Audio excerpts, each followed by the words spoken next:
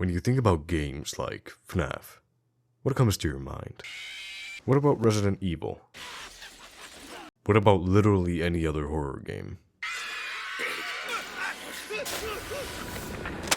Now, I'm not gonna sit here and say that these goofy-ass jump scares define a horror game, but they are a significant factor when it comes to scaring and immersing the player. And when it comes to horror games, jump scares are overused and ruined. Jump scares often follow a similar pattern, where the player enters a certain area, or triggers a specific event, and a sudden jump scare occurs. Over time, players start to notice patterns in the game's design, such as specific locations or triggers that constantly lead to jump scares, which makes them predictable. When the element of surprise is lost, jump scares lose their impact. However, jump scares should ideally serve a purpose within the game's narrative, enhancing the story or adding to the overall atmosphere. However, when jump scares are included solely for the sake of providing cheap thrill, they can feel forced and disconnected from the game's world. So, what happens when horror game devs start using the same game design elements? It leads to a shallow, predictable, and cheap experience in games. The main issue here isn't that games use jump scares, but that horror games often follow the same route of jump scare. And there are exceptions to this, like Resident Evil featuring scenes like this.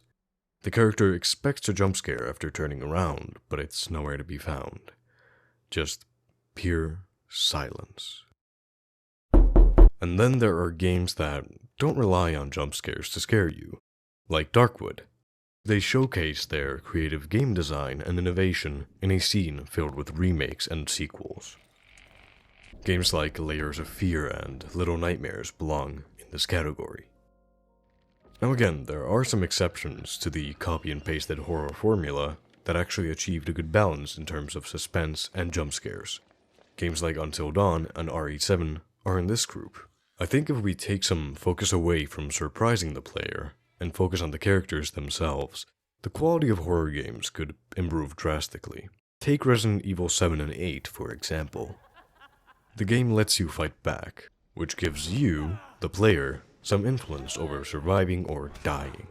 But the game still feels scary because you know that the villains are very, very powerful.